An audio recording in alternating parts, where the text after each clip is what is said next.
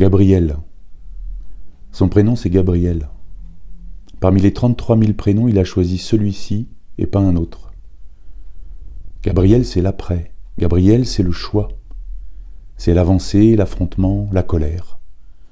C'est le combat contre lui, contre son autre. C'est une révolte.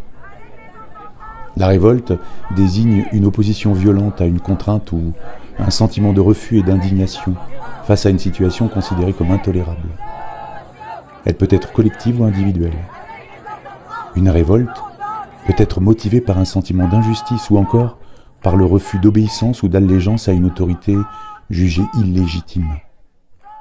Et puis, quand elle n'est pas avortée, elle peut déboucher sur une révolution.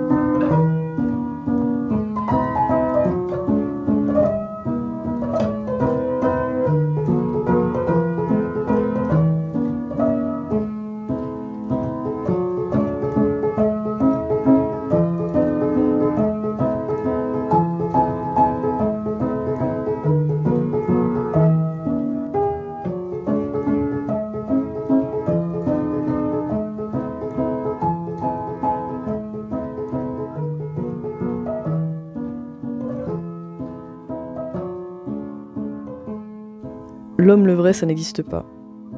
Ou c'est juste une phrase qui est censée me rassurer. Dans tous les cas, je suis pas prêt de ressembler un jour à un vrai bonhomme. Je suis une personne androgyne, ou la meuf qui ressemble à un mec, ou encore un LGBT.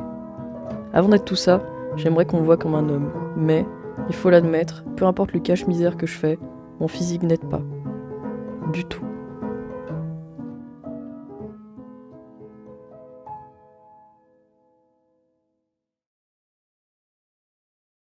Il traitera d'un fait divers récent qui a fait couler beaucoup d'encre, beaucoup trop peut-être dans une certaine presse.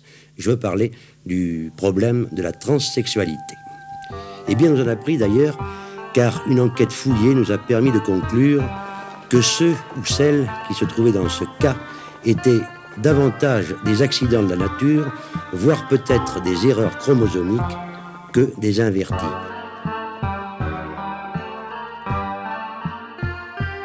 On est transsexuel. On ne se fait pas opérer pour devenir transsexuel. On se fait opérer pour atteindre notre équilibre parfait, obtenir l'identité civile féminine et pour pouvoir vivre une vie normale. Une vie normale, parce que moralement nous sommes femmes, physiquement pas encore tout à fait. Derrière des arguments de bon sens, le plus souvent, si on creuse un peu, c'est juste du dégoût. On dérange beaucoup de personnes parce qu'on les dégoûte, et c'est pas un sentiment qui est facile à vivre. Moi, si j'y pense trop, je me mets trop en colère, donc je préfère en rire.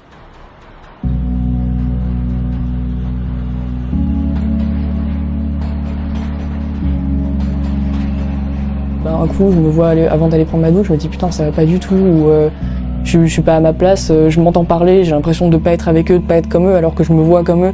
C'est ridicule. Leur monde se voit bouleversé si on touche à un cheveu de la normalité. Le contraire, c'est terrifiant. L'opposé, c'est l'opposant, l'envahisseur, l'ennemi.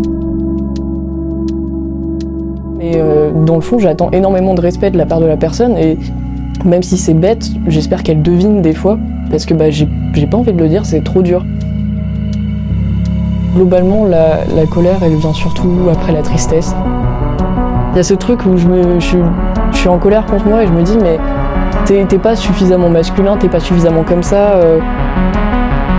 le moi avant de me voir transgenre, j'étais plus comme vraiment une coquille vide, on va dire. Parce qu'avant, j'avais jamais essayé vraiment de me construire selon mes besoins à moi. Je faisais tout le temps selon les besoins des autres.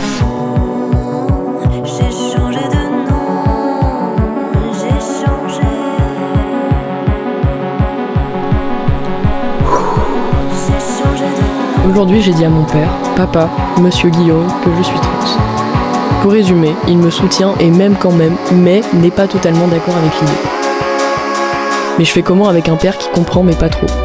Parce que je ressemble autant à une femme.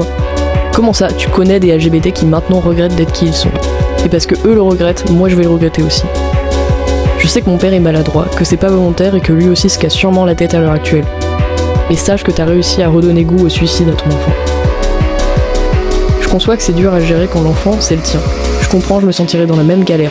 Mais tout de même, sortir à ton gosse qui est en train de pleurer, moi je pourrais pas t'appeler Gabriel. Déjà que j'ai galéré et angoissé, rien qu'à essayer de choisir les bons mots pour être pris au sérieux. Tu viens d'enlever toute la valeur de mon prénom. Maintenant que j'ai subi cette discussion, je culpabilise de pas réussir à me sentir autrement qu'un homme, et tout perd son sens. Est-ce que j'ai l'air débile avec mon prénom ? C'est pour me faire respecter et me faire plaisir qu'on m'appelle et qu'on me genre comme il faut ? Mec, si tu le vois de l'extérieur, tu ressembles juste à une petite meuf bizarre qui cherchait à être quelqu'un d'autre. Mais non, je suis pas ça et ça m'agace. Que des gens random autant que les membres de ma famille essayent de m'enlever cette identité qui est devenue la mienne. Qui a toujours été la mienne.